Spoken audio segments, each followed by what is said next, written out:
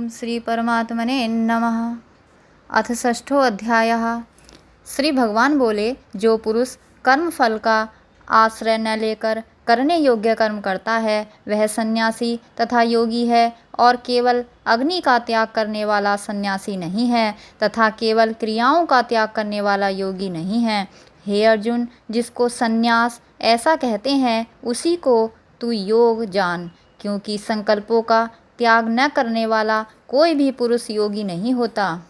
योग में आरूढ़ होने की इच्छा वाले मननशील पुरुष के लिए योग की प्राप्ति में निष्काम भाव से कर्म करना ही हेतु कहा जाता है, और योगारूढ़ हो जाने पर उस योगारूढ़ पुरुष का जो सर्व संकल्पों का अभाव है वही कल्याण में हेतु कहा जाता है। जिस काल में ना तो इंद्रियों के भोगों में और ना कर्मों में ही आसक्त होता है, उस काल में सर्व संकल्पों का त्यागी पुरुष योगारूढ़ कहा जाता है। अपने द्वारा अपना संसार समुद्र से उद्धार करें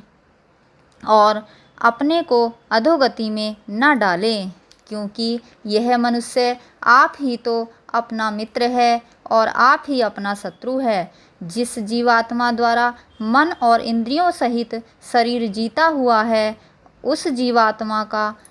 तो वह आप ही मित्र है, और जिसके द्वारा मन तथा इंद्रियों सहित शरीर नहीं जीता गया है उसके लिए वह आप ही शत्रु के सदृश शत्रुता में वर्तता है। सर्दी गर्मी और सुख दुख आदि में तथा मान और अपमान में जिसके अंतःकरण की वृत्तियाँ भली भांति शांत हैं, ऐसे स्वाधीन आत्मा वाले पुरुष के ज्ञान में सच्चिदानंद घन परमात्मा सम्यक प्रकार से स्थित है, अर्थात उसके ज्ञान में परमात्मा के सिवा अन्य कुछ है ही नहीं। जिसका अंतःकरण ज्ञान विज्ञान से तृप्त है, जिसकी स्थिति विकार रहित है, जिसकी इंद्रियां भली भांति जीती हुई हैं और जिसके लिए मिट्टी पत्थर और सुवर्ण समान हैं, वह योगी युक्त अर्थात भगवत प्राप्त है, ऐसा कहा जाता है।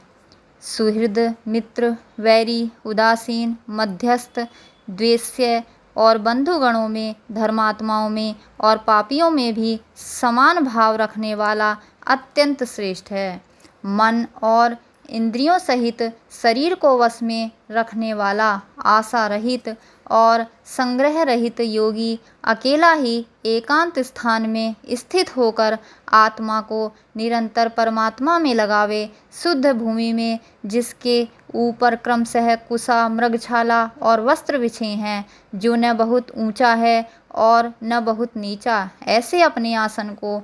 स्थिर स्थापन करके उस आसन पर बैठकर चित्त और इंद्रियों की क्रियाओं को वश में रखते हुए और मन को एकाग्र करके अंतःकरण की शुद्धि के लिए योग का अभ्यास करें।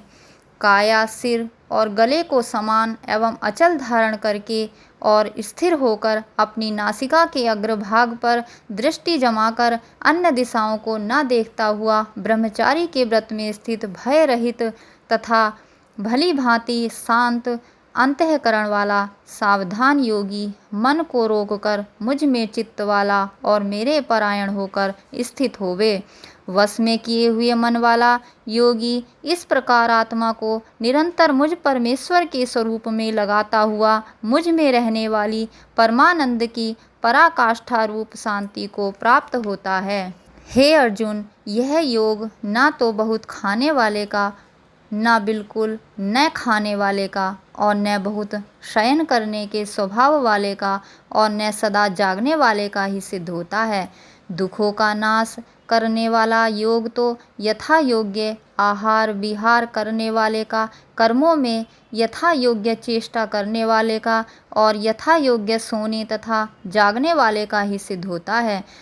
अत्यंत वश में किया हुआ चित्त जिस काल में परमात्मा में ही भली भांति स्थित हो जाता है, उस काल में संपूर्ण भोगों से स्पृहा रहित पुरुष योग युक्त है, ऐसा कहा जाता है। जिस प्रकार वायु रहित स्थान में स्थित दीपक चलायमान नहीं होता, वैसी ही उपमा परमात्मा के ध्यान में लगे हुए योगी के जीते हुए चित्त की कही गई है। योग के अभ्यास से निरुद्ध चित्त जिस अवस्था में उपराम हो जाता है और जिस अवस्था में परमात्मा के ध्यान में शुद्ध हुई सूक्ष्म बुद्धि द्वारा परमात्मा को साक्षात करता हुआ सच्चिदानंद घन परमात्मा में ही संतुष्ट रहता है। इंद्रियों से अतीत केवल शुद्ध ही सूक्ष्म बुद्धि द्वारा ग्रहण करने योग्य जो अनंत आनंद है, उसको जिस अवस्था में अनुभव करता है और जिस अवस्था में स्थित यह योगी परमात्मा के स्वरूप से विचलित होता ही नहीं, परमात्मा की प्राप्ति रूप जिस लाभ को प्राप्त होकर उससे अधिक दूसरा कुछ भी लाभ नहीं मानता और परमात्म प्राप्ति रूप जिस अवस्था में स्थित योगी बड़े भारी दुख से भी चलायमान नहीं होता, जो दुख रूप संसार के संयोग से रहित है तथा जिसका नाम योग है, उसको जानना चाहिए। वह योग न उकताए हुए अर्थात धैर्य और उत्साह युक्त चित्त से निश्चय पूर्वक करना कर्तव्य है। संकल्प से उत्पन्न होने वाली संपूर्ण कामनाओं को निःशेष रूप से त्याग कर और मन के द्वारा इंद्रियों के समुदाय को सभी ओर से भली भांति रोक कर क्रम क्रम से अभ्यास करता हुआ उपरति को प्राप्त हो तथा धैर्य युक्त बुद्धि के द्वारा मन को परमात्मा में स्थित करके परमात्मा के सिवा और कुछ भी चिंतन न करे। यह स्थिर न रहने वाला और चंचल मन जिस जिस शब्दादि विषय के निमित्त से संसार में विचरता है, उस विषय से रोककर यानी हटाकर उसे बार बार परमात्मा में ही निरुद्ध करे। क्योंकि जिसका मन भली प्रकार शांत है, जो पाप से रहित है और जिसका रजोगुण शांत हो गया है, ऐसे इस सच्चिदानंद घन ब्रह्म के साथ एक ही भाव हुए योगी को उत्तम आनंद प्राप्त होता है। वह पाप रहित योगी इस प्रकार निरंतर आत्मा को परमात्मा में लगाता हुआ सुखपूर्वक परब्रह्म परमात्मा की प्राप्ति रूप अनंत आनंद का अनुभव करता है। सर्वव्यापी अनंत चेतन में एक ही भाव से स्थिति रूप योग से युक्त आत्मा वाला तथा सब में समभाव से देखने वाला योगी आत्मा को संपूर्ण भूतों में स्थित और संपूर्ण भूतों को आत्मा में कल्पित देखता है। जो पुरुष संपूर्ण भूतों में सबके आत्मरूप मुझ वासुदेव को ही व्यापक देखता है और संपूर्ण भूतों को मुझ वासुदेव के अंतर्गत देखता है, उसके लिए मैं अदृश्य नहीं होता और वह मेरे लिए अदृश्य नहीं होता। जो पुरुष एक ही भाव में स्थित होकर संपूर्ण भूतों में आत्म रूप से स्थित मुझ सच्चिदानंद घन वासुदेव को भजता है, वह योगी सब प्रकार से बरतता हुआ भी मुझ में ही बरतता है। हे अर्जुन, जो योगी अपनी भांति संपूर्ण भूतों में सम देखता है और सुख अथवा दुख को भी सब में सम देखता है, वह योगी परम श्रेष्ठ माना गया है। अर्जुन बोले, हे मधुसूदन, जो यह योग आपने समभाव से कहा है, मन के चंचल होने से मैं इसकी नित्य स्थिति को नहीं देखता हूँ, क्योंकि हे श्री कृष्ण, यह मन बड़ा चंचल प्रमथन स्वभाव वाला, बड़ा दृढ़ और बलवान है। इसीलिए उसका वश में करना मैं वायु को रोकने की भांति अत्यंत दुष्कर मानता हूँ। श्री भगवान बोले, हे महाबाहो, निसंदेह मन चंचल और कठिनता से वश में होने वाला है, परंतु हे कुंती पुत्र अर्जुन, यह अभ्यास और वैराग्य से वश में होता है। जिसका मन वश में किया हुआ नहीं है, ऐसे पुरुष द्वारा योग दुष्प्राप्य है और वश में किए हुए मन वाले प्रयत्नशील पुरुषों द्वारा साधन से उसका प्राप्त होना सहज है। यह मेरा मत है। अर्जुन बोले, हे श्री कृष्ण, जो योग में श्रद्धा रखने वाला है किंतु संयमी नहीं है, इस कारण जिसका मन अंतकाल में योग से विचलित हो गया है, ऐसा साधक योग की सिद्धि को अर्थात भगवत साक्षात्कार को न प्राप्त होकर किस गति को प्राप्त होता है। हे महाबाहो, क्या वह भगवत प्राप्ति के मार्ग में मोहित और आश्रय रहित पुरुष छिन्न भिन्न बादल की भांति दोनों ओर से भ्रष्ट होकर नष्ट तो नहीं हो जाता।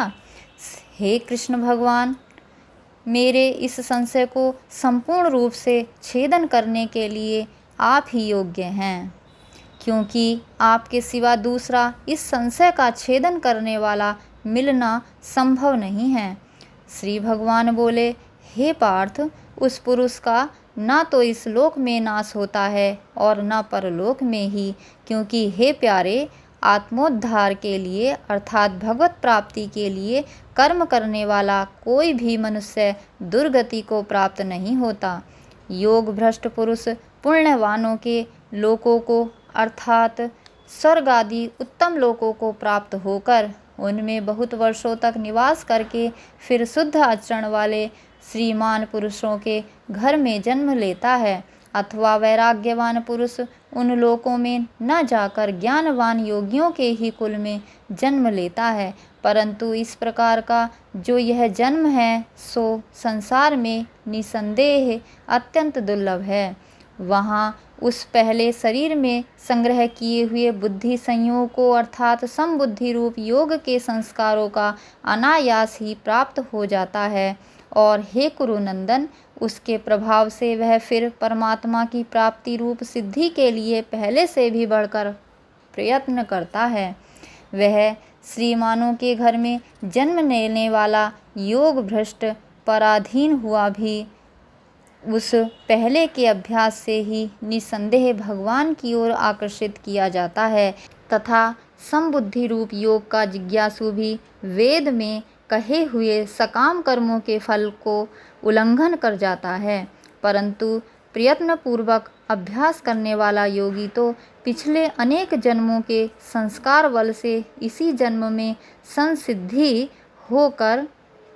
संपूर्ण पापों से रहित हो फिर तत्काल ही परम गति को प्राप्त हो जाता है। योगी तपस्वियों से श्रेष्ठ हैं, शास्त्र ज्ञानियों से भी श्रेष्ठ माना गया है, और सकाम कर्म करने वालों से भी योगी श्रेष्ठ है। इससे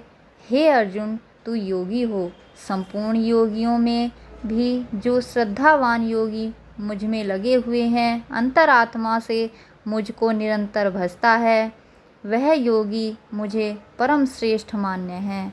ओम तत्सत इति श्रीमद्भगवद्गीतासु उपनिषत्सु ब्रह्म विद्यायां योगशास्त्रे श्रीकृष्ण अर्जुन संवादे आत्मसंयम योगो नाम षष्ठोऽध्यायः।